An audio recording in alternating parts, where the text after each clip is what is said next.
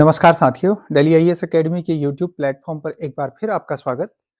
हमने Uttarakhand UK triple SC द्वारा लिए जाने वाले एग्ज़ाम एलटी यानी सहायक अध्यापक के पेडागोगी सेक्शन के लिए पिछली 4 वीडियोज़ में आपके साथ एक तो सिलेबस और दूसरा एनसीएफ यानी शिक्षा का जो वर्तमान 21वीं शताब्दी की शिक्षा है, उसके संविधान की चर्चा की जिसे हम एनसीएफ 2005 कहते हैं, उससे संबंधित प्रश्नों की एक श्रृंखला लेकर हम आपके साथ हाजिर हैं और आप यदि उन वीडियोज़ को नहीं भी देख पाए होंगे तो इन प्रश्नों से आपके लिए ये संभव होगा कि आप अपने एग्ज़ाम से संबंधित सारी तैयारी को वो एक सही रूप दे पाएँ।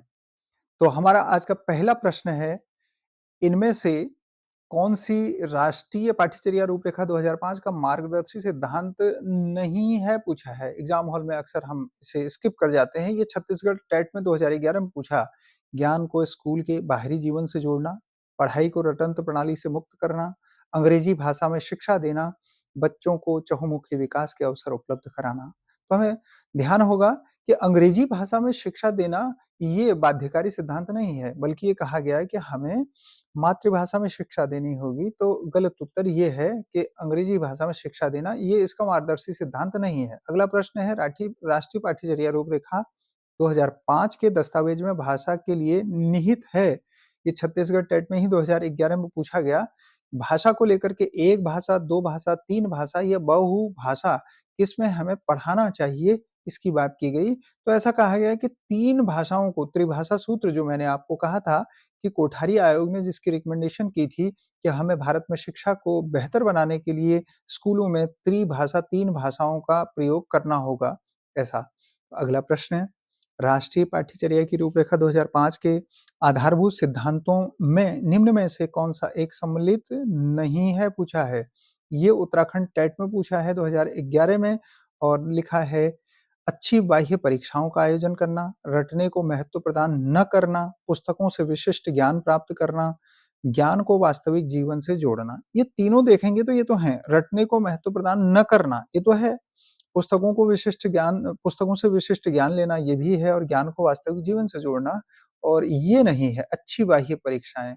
उसमें कहा गया है कि आपको लगातार परीक्षाएँ लेनी चाहिए जिसको हम सतत मूल्यांकन कहते हैं, जिससे बच्चों की सभी प्रकार की गतिविधियों का मूल्यांकन हो। आगे इससे संबंधित प्रश्न है अगला।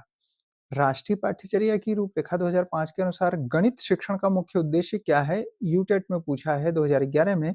बच्चों को अंकगणित का ज्ञान देना, बच्चों में गणित के प्रति रुचि पैदा करना, बच्चों में तार्किक चिंतन तथा समस्या समाधान योग्यता का विकास करना और बच्चों का संवेगात्मक विकास करना। तो इसका सही उत्तर है सी। अगला, शिक्षा के क्षेत्र में पाठ्यचर्या शब्दावली की ओर संकेत करती है। ये सीटेट में पूछा हुआ प्रश्न है। तो किसकी ओर संकेत करती है पाठ्यचर्या? यानी ये क्या है पाठ्यचर्या? जिसको हम करिकुलम कहते हैं। शिक्षण पद्धति में पढ़ाई जाने वाली विषय वस्तु, विद्यालय का संपूर्ण कार्यक्रम जिसमें विद्यार्थी प्रतिदिन अनुभव प्राप्त करते हैं, मूल्यांकन प्रक्रिया, कक्षा में प्रयुक्त की जाने वाली पाठ्य सामग्री। तो सही उत्तर है बी, विद्यालय का संपूर्ण कार्यक्रम जिसमें प्रतिदिन विद्यार्थी अनुभव करते हैं। अगला प्रश्न, छठा, राष्ट्रीय पाठ्यचर्या रूपरेखा 2005 में शांति शिक्षा की बात की गई है। हमने शांति शिक्षा क्यों पढ़ाई जानी चाहिए इस पर विस्तार से चर्चा की थी। को बढ़ावा देने के लिए कुछ क्रियाओं की अनुशंसा की गई है। पाठ्यक्रम रूपरेखा में निम्न में से किसे सूचीबद्ध किया गया है? यानी शांति शिक्षा के लिए इन 4 में से क्या एक काम किया जाना चाहिए? पहला, महिलाओं के प्रति आदर एवं जिम्मेदारी का दृष्टिकोण विकसित करने के लिए कार्यक्रम आयोजित किए जाएँ। दूसरा, नैतिक शिक्षा को बढ़ाया जाए और तीसरा, शांति शिक्षा को एक अलग विषय के रूप में पढ़ाया जाए। चौथा, शांति शिक्षा को पाठ्यक्रम में सम्मिलित किया जाए। तो सही उत्तर है 1, महिलाओं के प्रति आदर और जिम्मेदारी का दृष्टिकोण विकसित करने के लिए कार्यक्रम आयोजित किए जाएँ, ये होगा। अब देखिए यहाँ लिखा है कि शांति शिक्षा को इसमें पाठ्यक्रम में शामिल किया जाए या एक अलग विषय के रूप में पढ़ाया जाए, तो इस प्रकार का कोई वर्णन उसमें नहीं किया गया है। उसमें कहा गया है कि हमें ये ऐसे क्रियाकलाप करने होंगे जिससे बच्चों में ये भावना पैदा हो। तो ऐसे अलग से विषय के रूप में पढ़ाना या उसको पाठ्यक्रम में शामिल करना, इससे नहीं होगा। ये है, देखिए हमें ध्यान होगा, वो कहते हैं कि हमें व्यावहारिक ज्ञान की ओर जाना चाहिए। तो व्यावहारिक ज्ञान वो है जिसमें बच्चे क्रियाकलाप करें। अगला प्रश्न, राष्ट्रीय पाठ्यचर्या की रूपरेखा 2005 में बातचीत की गई है। क्या ज्ञान स्थायी है और दिया जाता है? से ज्ञान का विकास होता हो और इसकी संरचना की जाती है और शैक्षिक केंद्र से विषय केंद्र होने पर, विद्यार्थी केंद्रित से अध्यापक केंद्रित होने पर, उपयुक्त में से कोई नहीं। तो देखें, इसमें लिखा है विद्यार्थी केंद्रित से अध्यापक केंद्रित, तो ये एनसीईएफ कहता है कि हमारी शिक्षा जो है वो विद्यार्थी केंद्रित होनी चाहिए और शैक्षिक केंद्रित से टीचर सेंटर्ड से सब्जेक्ट सेंटर्ड होनी चाहिए, ये भी नहीं हो सकता और इनमें से कोई नहीं हो ऐसा नहीं है, बल्कि उसमें कहा गया है कि ज्ञान स्थायी है और उसे दिया जाता है और इसका विकास होता है और इसकी संरचना की जा सकती है बच्चों के अंदर, तो ए आंसर आपका सही है। अगला प्रश्न है, राष्ट्रीय पाठ्यचर्या रूपरेखा 2005 के अंतर्गत परीक्षा सुधारों में से निम्न में से किस सुधार को सुझाया गया है? 2011 सीटेट में पूछा गया प्रश्न है। तो ये खुली पुस्तक परीक्षा, सतत एवं निरंतर या व्यापक मूल्यांकन और फिर सामूहिक कार्य मूल्यांकन, उपर्युक्त सभी। तो हम देखेंगे कि उसमें ऐसे जैसे छमाही और सालाना एग्जाम लिए जाते हैं साल में 2 बार और बच्चे को कक्षा उन्नत कर दी जाती है। बल ऐसे एग्जाम की उपेक्षा करके ऐसा कहा गया कि हम एक तो खुली पुस्तक परीक्षा मतलब जिसे हम असाइनमेंट बनाना कहते हैं, इसको बढ़ावा दें, ताकि बच्चा ज्ञान को या उत्तरों को खोजने के कौशल का विकास कर सके। दूसरा, सतत और निरंतर मूल्यांकन होना चाहिए, ये भी कहा गया है और सामूहिक कार्य मूल्यांकन भी होना चाहिए कि टीम वर्क कैसा करता है, तो इसका सही उत्तर है उपर्युक्त सभी। अगला 2005 के एनसीईएफ 2005 के अनुसार गलतियाँ इस कारण महत्वपूर्ण होती हैं, गलतियाँ मतलब जो बच्चे करते हैं। ये 2015 के सीटेट में पूछा, यह कक्षा से कुछ बच्चों को हटाने के लिए आधा स्थान उपलब्ध कराती है। मतलब कक्षा के कुछ बच्चे अलग हो जाएँ। अगर मान लो कि हमारी कक्षा में भीड़ है, संख्या अधिक है, तो हम उस उनकी गलतियों को इसलिए एड्रेस करें कि ताकि हम उनको क्लास से हटा सकें। तो इसलिए तो नहीं होती है। पहला गलत, यह अध्यापकों को बच्चों को डाँटने के लिए एक तरीका उपलब्ध कराती है। तो देखिए ये था पुराना तरीका जिसको हम कहते थे आदर्शवादी शिक्षा, ये नहीं हो सकता है कि हम बच्चे गलतियाँ करें और टीचर उनको डाँटे। यह बच्चे के विचार की अंतर्दृष्टि उपलब्ध कराती है तथा समाधानों को पहचानने में सहायता करती है। ये लगता है कि उत्तर होगा लेकिन चौथा पढ़ लें। यह विद्यार्थियों को उत्तीर्ण एवं अनुत्तीर्ण समूह में वर्गीकृत करने के लिए एक महत्वपूर्ण उपकरण है। देखिए यहाँ भी वही बात कही गई कि परीक्षाएँ इसलिए नहीं होती कि बच्चे उत्तीर्ण या अनुत्तीर्ण हो जाएँ, बल्कि इसलिए होती हैं बच्चों में ये अंतर्दृष्टि विकसित हो जाए कि उसमें समस्याओं का समाधान निकालने और उन्हें पहचानने की आदत बने। तो इसका सही उत्तर है तीसरा। अगला प्रश्न है 10वां, ये देखें ये सीटेट 2015 में पूछा गया है। पाठ्यचर्या ऐसी हो जो पाठ्य पुस्तक के ज्ञान को पुनः प्रस्तुत करने के स्थान पर बच्चों को अपनी आवाज पाने, कार्य करने के लिए अपनी जिज्ञासा का पोषण करने, प्रश्न पूछने और जांच पड़ताल करने तथा अपने अनुभवों को बांटने तथा विद्यालय को ज्ञान के साथ जोड़ने में सक्षम बनाए। और आगे लिखा है कि राष्ट्रीय पाठ्यचर्या की रूपरेखा 2005 पृष्ठ 13 इस पृष्ठभूमि में एक शिक्षक को प्राथमिक भूमिका क्या होनी चाहिए? तो शिक्षक की भूमिका को लेकर के है, बच्चों के अनुभवों को निरस्त कर पाठ्य पुस्तकों पर ध्यान केंद्रित करना चाहिए, ये लिखा है निरस्त कर। तो बच्चों के अनुभवों को हम निरस्त नहीं कर सकते, तो ये तो उत्तर हो ही नहीं सकता। पाठ्य पुस्तक के अध्यायों को क्रमवार पूरा करना, हमें केवल चैप्टर पढ़ाने का काम नहीं करना है। यह सुनिश्चित करना कि शिक्षिका अपने प्रश्न पूछे और शिक्षार्थी अपने उत्तर पुस्तिका में उत्तर लिखें। और अगला है बच्चों को उनकी अपनी समझ और अपने ज्ञान को साझा करने के पर्याप्त अवसर देना। तो इसी को देखिए, इसी को कहते हैं लिबरल एजुकेशन। बच्चों के अनुभवों से हमें क्लासरूम को, कक्षा कक्ष को अधिक रोचक और अच्छा बनाना है। और तब आपसे कहा गया था कि शिक्षक जो है एक सुविधा प्रदाता है और बच्चों के जो अनुभव हैं अगर उनको वो अवसर दे तो बच्चे बहुत बेहतर सीख सकते हैं। इसलिए तीसरा प्रश्न भी गलत होगा। क्यों? क्योंकि इसमें कहा गया है कि वो अपने उत्तर को उत्तर पुस्तिका में लिखें। तो उत्तर पुस्तिका में लिख-लिख करके बच्चे उतना नहीं सीखते। ठीक? यहाँ तक आप समझ पा रहे होंगे। देखिए प्रश्नों की इसी प्रकार की श्रृंखला हम आगे भी जारी रखेंगे हर चैप्टर के साथ। लेकिन आप इनका अभ्यास करें बहुत अच्छे से ताकि आपको चैप्टर पढ़ने की आवश्यकता न रहे। हम चैप्टर को समग्र रूप से संकलित करने की कोशिश करेंगे, पर वीडियो आपके लिए इसलिए इम्पोर्टेंट है ताकि आप पूरी तरह से उन्हें समझ पाएँ चैप्टर को। अगला, राष्ट्रीय पाठ्यचर्या की रूपरेखा 2005 की प्रेरणा निम्न में से किससे ली गई है? तो ये रवीन्द्रनाथ टैगोर का एक निबंध था। एक तो देखिए गीतांजलि इनकी एक पुस्तक थी, सभ्यता और प्रगति एक इनका निबंध था, विज्ञान एवं तकनीक और ये प्रेमचंद का एक उपन्यास है गोदान। तो इनमें से सभ्यता और प्रगति जो ये निबंध था, ये रवीन्द्रनाथ टैगोर का है, रवीन्द्रनाथ टैगोर का।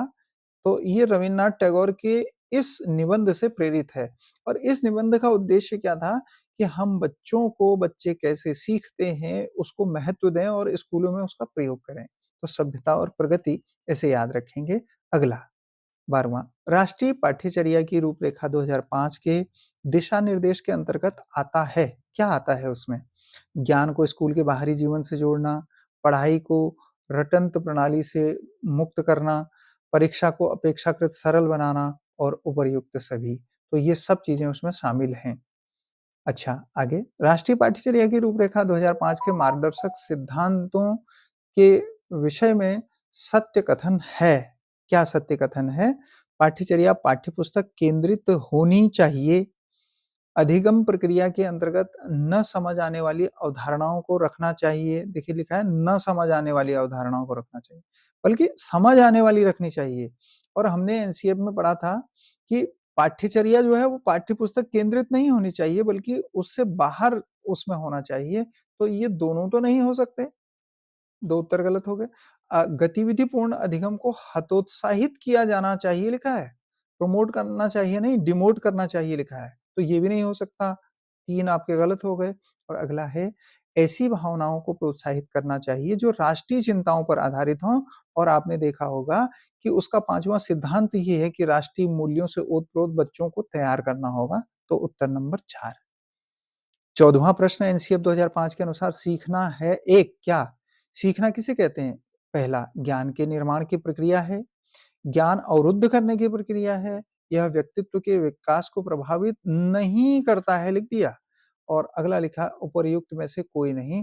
तो इसका सही उत्तर होगा ए, ज्ञान के निर्माण की प्रक्रिया है। ये जो सीखना है वो ज्ञान के निर्माण की प्रक्रिया है।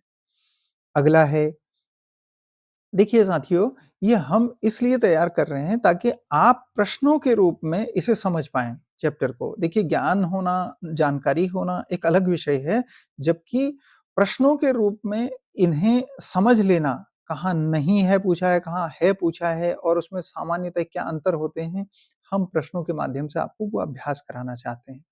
एनसीए 5 के अनुसार बाल केंद्रित शिक्षा शास्त्र में शिक्षा को किस प्रकार नियोजित करने की आवश्यकता है? पहला लिखा है अभिरुचि के अनुसार, आर्थिक स्तर के अनुसार, सामाजिक स्तर के अनुसार, शारीरिक स्तर के अनुसार। तो देखें, ये सब कुछ निर्भर करता है अभिरुचि के अनुसार, मतलब बच्चे का जैसा इंटरेस्ट हो उसके अकॉर्डिंग हम क्लास को रेगुलेट करने का प्रयास करें, ये हमें ध्यान रखना होगा। अगला है बच्चों की शारीरिक एवं मनोसामाजिक विकास के लिए निम्न में से क्या जरूरी है? तो देखें, शारीरिक शिक्षा, औपचारिक खेल, अनौपचारिक खेल। अनौपचारिक खेल का मतलब हुआ जो जिसमें बहुत टीम बनाना या कोई नियम से खेलना, ऐसा जरूरी नहीं है। बच्चे खेल खेल में जो आपस में सीखते हैं वो अनौपचारिक खेल है। तो देखिए शारीरिक शिक्षा तो जरूरी है ही है, अनौपचारिक खेल भी औपचारिक खेल भी जरूरी है, अनौपचारिक खेल भी जरूरी है। तो सही उत्तर है उपर्युक्त सभी। ठीक है। अगला प्रश्न, राष्ट्रीय पाठ्यचर्या रूपरेखा 2005 के अनुसार कक्षा में शिक्षक की भूमिका कैसी होनी चाहिए? अब ये देखें, इसी प्रकार का प्रश्न हमने पहले भी पढ़ा, लेकिन यहाँ देखें विकल्पों की भाषा बदल गई है। एक उत्प्रेरक के रूप में, आदेशकर्ता के रूप में, एक नेता के रूप में, उपरोक्त में से कोई नहीं। तो सही उत्तर है इसे एक प्रेरक होना चाहिए, मोटिवेटर की तरह से काम करना चाहिए और ये एक सुविधा प्रदाता होता है। तो एक कैटलिस्ट की तरह बच्चों के अंदर जो पहले से ज्ञान निहित है उसको कैटलिस्ट की तरह ये बाहर निकाल सके, ये इसकी भूमिका होनी चाहिए। अगला प्रश्न, राष्ट्रीय पाठ्यचर्या की रूपरेखा 2005 के अनुसार सत्य नहीं है। देखिए अक्सर परीक्षा हॉल में हम इतने घबराए हुए होते हैं और प्रश्नों का स्तर इतना कठिन होता है कि ये नहीं को हम पढ़ना भूल जाते हैं। तो अब ये छांटना है। देखिए सत्य नहीं है लिखा है तो इसका मतलब हुआ कि कौन सा गलत है। सभी बच्चों में सीखने की क्षमता होती है, बिल्कुल सही बात है। सभी बच्चे स्वभाव से सीखने हेतु प्रेरित रहते हैं, ये भी बात सही है। बच्चे व्यक्तिगत स्तर पर समान रूप से सीखते हैं। देखिए सब बच्चे समान रूप से सीखते हैं ऐसा तो हम नहीं मानते पेडागॉजी में। और स्कूल के भीतर, बाहर दोनों जगह सीखने की प्रक्रिया चलती रहती है, ये बात भी सही है। तो ये सब तो होता है, लेकिन गलत ये है कि सभी बच्चे समान दर से सीखते हैं, ऐसा नहीं होता है।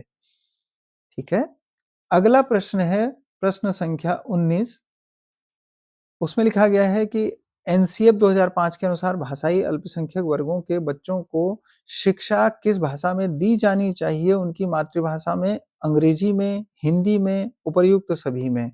तो देखिए, प्राथमिक स्तर पर बात की गई या अल्पसंख्यक वर्गों के बच्चों के लिए बात की गई है, तो जो भाषाई अल्पसंख्यक होते हैं, वो सामान्यतः अंग्रेजी, हिंदी के लिए प्रतिबद्ध या जानकार नहीं होते। इसलिए आवश्यक है कि हमें उनकी मातृभाषा में उन्हें शिक्षा देनी होगी। अगला, राष्ट्रीय पाठ्यचर्या की रूपरेखा 5 के अनुसार बच्चों के आकलन यानी मूल्यांकन की बात कही गई है, का सही तरीका क्या है? वार्षिक परीक्षाएँ, दैनिक गतिविधियाँ, अर्धवार्षिक परीक्षाएँ, इनमें से कोई नहीं। तो हम जानते हैं कि उसमें सतत और व्यापक मूल्यांकन की बात कही गई है, उसी को हम कहते हैं दैनिक गतिविधियाँ। मतलब जो नित्य प्रति वो सीख रहे हैं क्लासरूम में और क्लासरूम के बाहर, उन सबके का मूल्यांकन किया जाना चाहिए। यदि बच्चे फेल होते हैं तो वे दर्शाते हैं क्या? स्वयं की असफलता को, स्कूल की असफलता को, समाज की असफलता को और शिक्षा व्यवस्था की असफलता को। हमने वीडियो में विस्तार से चर्चा की है कि जब एक बच्चा फेल होता है तो पूरी शिक्षा व्यवस्था का फेल्योर होता है। अगला, राष्ट्रीय पाठ्यचर्या की रूपरेखा 2005 के अनुसार गणित शिक्षण का लक्ष्य क्या होना चाहिए? तार्किक ढंग से सोचना, चिंतन शक्ति का विकास करना, समस्या समाधान कौशल का विकास करना और उपरोक्त सभी। तो इसका सही उत्तर होगा समस्या समाधान कौशल का विकास करना। अच्छा, देखें, इस पर विचार करें एक बार। तार्किक ढंग से सोचना ये भी है और चिंतन शक्ति का विकास करना, और ये तीसरा ये है समस्या समाधान कौशल का विकास करना। तो ये सभी चीजें होती हैं गणित के माध्यम से, इसलिए इसका सही उत्तर होगा डी, चौथा।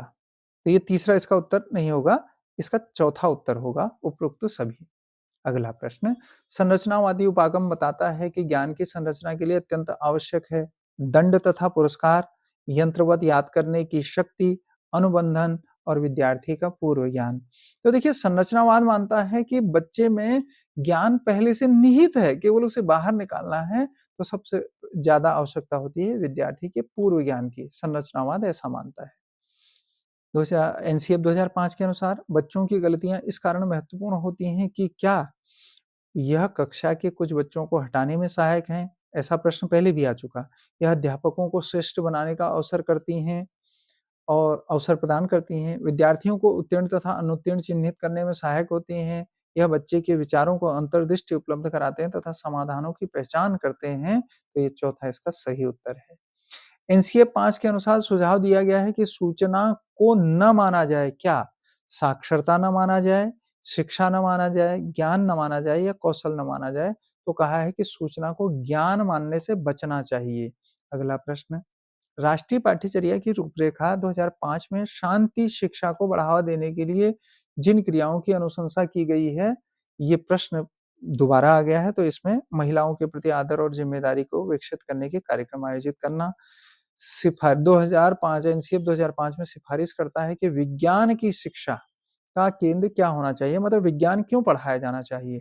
प्रयोग करके सीखने को बढ़ावा देने के लिए, कक्षा में पढ़ाई गई विषय वस्तु को विद्यार्थियों को सहज रूप से समझाने के लिए, अंधविश्वासों से मुक्ति प्रदान करने के लिए, तार्किकता तथा स्मरण शक्ति के स्तर को ऊंचा उठाने के लिए। थोड़ा सा कठिन है प्रश्न, जरा आप सब लोग कमेंट बॉक्स में इसका उत्तर दीजिए अगर आपको आता हो या आप समझ पा रहे हो इस बात को, तो जरा दें।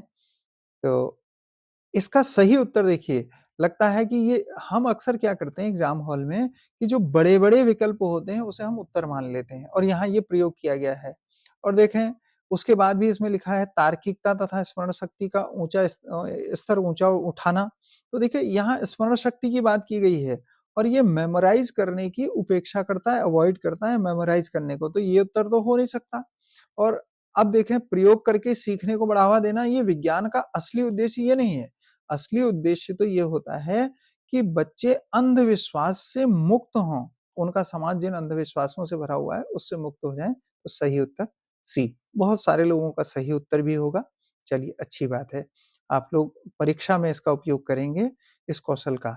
एनसीएफ 2005 बल देती है किस पर? परंपरागत शिक्षण प्रणाली को अपनाने पर, करके सीखने वाली नवाचारी प्रणाली पर, कठोर अनुशासन वाली कक्षा संचालन प्रणाली पर और गतिविधि मुक्त विद्यार्थी सहभागिता की। तो देखिए क्या होता है एग्जाम हॉल में हम ये गतिविधि मुक्त जो लिखा है ना, इसको गतिविधि युक्त पढ़ लेते हैं और हमें लगता है कि विद्यार्थियों की सहभागिता ये तो लिखा ही है, तो इसलिए आंसर ये होगा। जबकि ऐसा नहीं होगा। देखिए कठोर अनुशासन की बात नहीं करता एनसीएफ और ये सहभागिता मुक्त या गतिविधि मुक्त की बात नहीं करता एनसीएफ और परंपरागत जो शिक्षण होता था यानी जो टीचर सेंटर्ड या सिलेबस सेंटर्ड होता था इसकी बात नहीं करता एनसीएफ। तो एनसीएफ बात करता है करके सीखने और नवाचारी प्रणाली की। अगला 29वां प्रश्न, शिक्षा के क्षेत्र में पाठ्यचर्या शब्दावली किस ओर संकेत करती है? तो विद्यालय के बाहर विद्यार्थियों की गतिविधियों की ओर, विषय वस्तु की अच्छी समझ की ओर। देखें ये प्रश्न आपको लग रहा होगा कि रिपीटेड है, लेकिन इसके ऑप्शन बड़े अलग तरीके से हैं। विद्यालय के संपूर्ण कार्यक्रमों से प्राप्त दैनिक अनुभवों की ओर और सभी विषयों के सम्मिलित पाठ्यक्रम की ओर। तो हो सकता है आप में से कई लोगों को लगे कि सभी विषयों के सम्मिलित पाठ्यक्रम की ओर करता है, जबकि इसका सही उत्तर है विद्यालय की संपूर्ण कार्यक्रमों से प्राप्त दैनिक अनुभवों की ओर। पाठ्यचर्या उसे कहते हैं। अगला, राष्ट्रीय पाठ्यचर्या रूपरेखा 2005 में बहुभाषा को एक संसाधन के रूप में समर्थन दिया गया है, क्योंकि बहुभाषा का मतलब है कि एक कक्षा में जो विभिन्न भाषा बोलने वाले बच्चे आते हैं, उनकी बातों का सम्मान करना। तो देखें क्या इसे क्यों समर्थन दिया गया बहुभाषा को? यह एक तरीका है जिसमें प्रत्येक बालक सुरक्षित महसूस करे, ऐसा नहीं। भाषागत पृष्ठभूमि के कारण प्रोत्साहन देगा कौन? ये बहुभाषा। ऐसा नहीं कि मतलब ये कह रहा है कि किसी एक विशेष भाषा वाले को प्रोत्साहित करेगा, तो ऐसा तो नहीं होता है। अच्छा, यह बालकों को अपने विश्वास के लिए प्रोत्साहन देगा और इनमें से सभी। तो इसका सही उत्तर है सी, यह बालकों को अपने विश्वास के लिए प्रोत्साहन देगा, यानी वो भी कुछ कर सकते हैं। उनकी जो भाषा है, उसे कोई समझता है और उनके अनुभव जो हैं वो उपयोगी हैं। देखो किसी एक भाषा वाले को प्रमोट नहीं करेगा और ये बच्चे को सुरक्षित महसूस कराने के लिए भी नहीं हो रहा है और ये सभी भी नहीं हो सकते, इसलिए सही उत्तर है सी। यह बच्चों में विश्वास पैदा करेगा, उनको प्रोत्साहित करेगा, इसलिए बहुभाषा को प्रमोट करने की बात कही गई है। अच्छा देखें, राष्ट्रीय एनसीएफ के अनुसार परीक्षा सुधार में से किस सुधार की बात कही गई है? तो खुली पुस्तक परीक्षा, सतत एवं निरंतर मूल्यांकन, सामूहिक कार्य मूल्यांकन और उपरोक्त सभी। तो ये इसका उत्तर है उपरोक्त सभी। एनसीएफ 2005 के अनुसार एक शिक्षक की भूमिका क्या है? संप्रेषक और व्याख्याता की, सुगमकर्ता की, निर्देशक की, तालमेल बैठाने वाले की। तो इस प्रश्न को देखें तो हमने आपको एनसीएफ की चर्चा करते हुए ये कहा था कि टीचर को हम फैसिलिटेटर कहते हैं। फैसिलिटेटर मतलब जो सुविधा प्रदान करता है, यानी सीखने को सुगम बनाता है। ये सुगमकर्ता की भूमिका में होता है। अच्छा, ये प्रश्न देखें 33 नंबर का कि पाठ्यक्रम क्या है? पाठ्यचर्या से अलग है। देखिए ऐसे छोटे-छोटे प्रश्न ना बड़े कन्फ्यूज़ करते हैं एग्ज़ाम हॉल में। पाठ्यचर्या से अलग है, पाठ्यचर्या से अंतर संबंधित है, पाठ्यचर्या के समान है, विद्यालय में प्राप्त किए जाने वाले दैनिक अनुभव हैं पाठ्यक्रम, ऐसा कह रहा है। तो ये दैनिक अनुभव जो होते हैं ना, इसको तो पाठ्यचर्या कहते हैं, तो ये तो हो नहीं सकता। ये पाठ्यक्रम अलग चीज़ है। अच्छा, पाठ्यचर्या के समान है, ऐसा भी नहीं कि पाठ्यक्रम और पाठ्यचर्या अगर समान होता तो फिर अंतर क्या था? अब है कि पाठ्यचर्या से अलग है, तो हमने पढ़ा था कि पाठ्यक्रम जो है पाठ्यचर्या से अलग नहीं है, उसी का एक भाग है, तो सही उत्तर है बी, पाठ्यचर्या से अंतर संबंधित है, उसी का एक भाग है। एनसीएफ 2005 का मुख्य सूत्र शिक्षा बिना बोझ के विचार कब आया था? तो 1993 में ये विचार पहली बार आया था। अगला प्रश्न है एनसीएफ 2005 के अनुसार उपेक्षा की जानी चाहिए, किस चीज को अवॉइड किया जाना चाहिए कह रहे हैं? सजा को, उपेक्षा की जानी चाहिए पुरस्कार की और सजा और पुरस्कार दोनों की, देखिए, और अभिप्रेरणा की। तो अब देखिए अभिप्रेरणा की तो उपेक्षा कर नहीं सकते और देखिए सजा की उपेक्षा की जानी चाहिए, बच्चों को दंडित नहीं किया जाना चाहिए, ये तो सही है। लेकिन क्या ये पुरस्कार भी सही होगा? तो उत्तर ये है कि पुरस्कार सही नहीं लगता है हमें, मतलब इसको अवॉइड करने की बात सही नहीं लगती, जबकि एनसीएफ कहता है कि हमें सजा और पुरस्कार दोनों को अवॉइड करना चाहिए। ये पुरस्कार को क्यों? ताकि बच्चों में यह अभ्यास ना हो जाए कि उन्हें कुछ मिलेगा तो वो कुछ बेहतर करेंगे।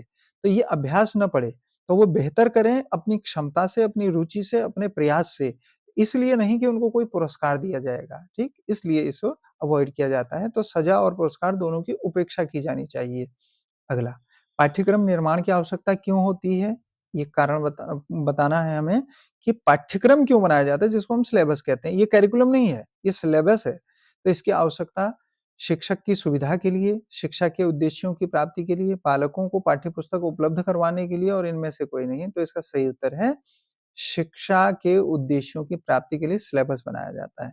यहाँ पर देखें 37 नंबर का क्वेश्चन मिस है, तो ये आगे देखें 38 नंबर। एनसीएफ 2005 के अनुसार कला शिक्षा की क्या आवश्यकता होती है? मनोरंजन के साथ शिक्षा प्रदान करना, मतलब मनोरंजन भी होता रहे, ज्ञान भी मिलता रहे। पुस्तकों से इतर ज्ञान प्राप्त करने के लिए, छात्रों में सौंदर्य बोध और मानसिक स्वास्थ्य को विकसित करने के लिए, रटने को महत्व प्रदान करने के लिए। तो देखेंगे कि कला को सौंदर्य बोध के लिए सिखाया जाना चाहिए, ये हमने कला शिक्षा के उद्देश्य में पढ़ा है। करिकुलम यानी जो हमारा पाठ्यचर्या शब्द है, उसे हम करिकुलम कहते हैं। तो करिकुलम किस भाषा का शब्द है ये पूछा है, तो करिकुलम लैटिन भाषा का शब्द है। और अगला है कि एनसीएफ 2005 के अनुसार मूल्यांकन का प्रधान उद्देश्य क्या है? क्यों मूल्यांकन किया जाना चाहिए? तो देखिए लिखा है शिक्षण अधिगम प्रक्रिया का आकलन करने के लिए, छात्र की शिक्षा संबंधी प्रगति की जांच करने के लिए और ये शिक्षण है, शिक्षण अधिगम प्रक्रिया में अध्यापक व छात्रों की उपलब्धि का मापन करने के लिए और विद्यालय में होने वाली सह शैक्षिक पाठ्यक्रम गतिविधियों का अंदाजा लगाने के लिए। तो बताएं इसका उत्तर?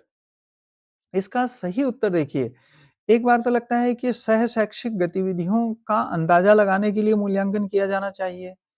पर सह-शैक्षिक गतिविधियों से हम छात्रों का, शिक्षकों का, सबका मूल्यांकन आसानी से नहीं कर सकते। अच्छा, केवल अधिगम प्रक्रिया का आकलन करने के लिए ये नहीं होता है। अधिगम देखिए, अधिगम बच्चा तो कर ही रहा है, शिक्षक भी कर रहे हैं, जो पढ़ाने वाले लोग हैं वो भी नए-नए तरीके सीख रहे हैं कि कैसे हमको बच्चों को सिखाना चाहिए। अच्छा देखिए, फिर उससे आगे बात करें तो छात्र शिक्षा संबंधी प्रगति का मापन करने के लिए छात्र और शिक्षक ने जो प्रगति की है, छात्र की शिक्षा संबंधी देखिए ये केवल एकेडमिक की बात कर रहा है, इसके लिए नहीं होता मूल्यांकन। वो तो ऐसा होता है कि सह-शैक्षिक जो शिक्षा के साथ-साथ को-करिकुलर एक्टिविटीज़ होती हैं, उनका भी मूल्यांकन करता है, तो इसलिए नहीं होता है। देखो केवल अधिगम प्रक्रिया का मूल्यांकन होता है, ऐसा भी नहीं होता है। तो इसका सही उत्तर है, शिक्षण अधिगम प्रक्रिया में अध्यापक व छात्रों की उपलब्धि का मूल्यांकन करने के लिए ये किया जाता है मूल्यांकन। दोनों ने क्या सीखा, इसका मूल्यांकन होता है। तो साथियों ये हमारी सीरीज़ थी एनसीएफ पर एमसीक्यू की और आपके लिए ये बहुत उपयोगी साबित होगी एलटी सहायक अध्यापक परीक्षा के लिए और आप इसका भरपूर लाभ उठाएँ। हम एक और सेक्शन आईटी लेके आपके साथ हाज़िर होंगे, लेकिन आप इसका जो विस्तृत पूरा पैकेज है, पूरे वीडियोज़ का जो समूह है, संकलन है, वो आप हमारे ऐप से सब्सक्राइब करके ले सकते हैं और इस वीडियो के नीचे डिस्क्रिप्शन बॉक्स में हमारे ऐप का लिंक है। तो हम मिलते हैं अगले एक टॉपिक के साथ। आपको इस सिलेबस से संबंधित जिन टॉपिक को लेकर के ज़्यादा समस्या हो, आप कृपया बताएँ, तो हम उन पर भी वीडियो बनाएँगे। लेकिन आप सबको वैज्ञानिक तरीके से हमारी ओर से पूरे सिलेबस को 27 टॉपिक को 9 यूनिट्स में बाँट करके बताया गया है, तो आप उन सब का फ़ायदा उठाएँ और आपको जिन भी अ, अभ्यासों में, अध्यायों में कोई कठिनाई महसूस हो, तो उनको लेकर के आप कमेंट करें, हम उस पर वीडियो बनाने की कोशिश करेंगे जो आपके लिए उपयोगी साबित होंगे। तब तक के लिए बहुत-बहुत धन्यवाद।